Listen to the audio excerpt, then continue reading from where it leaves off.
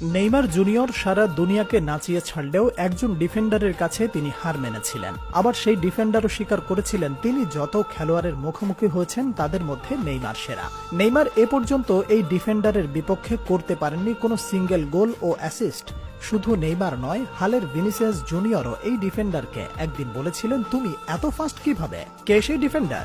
Neymar জুনিয়রকে একবার এক সাক্ষাৎকারে প্রশ্ন করা হয় তার ফেস করা এখন পর্যন্ত সবচেয়ে কঠিন ডিফেন্ডার কে ছিলেন। এই প্রশ্নের প্রতি উত্তরে সেলেসাউদের সর্বোচ্চ গোলদাতা বলেন, আমার পুরো ক্যারিয়ারে ফেস করা সবচেয়ে কঠিন ডিফেন্ডার হলেন ইংল্যান্ড ও ম্যানচেস্টার সিটির কাইল ওয়াকার।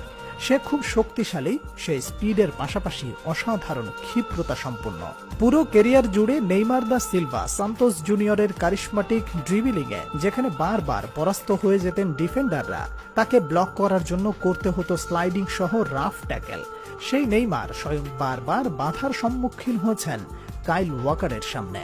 বিশ্বের অন্যতম সেরা রাইট ব্যাক কাইল ওয়াকার তার স্পিড, ফিজিক্যাল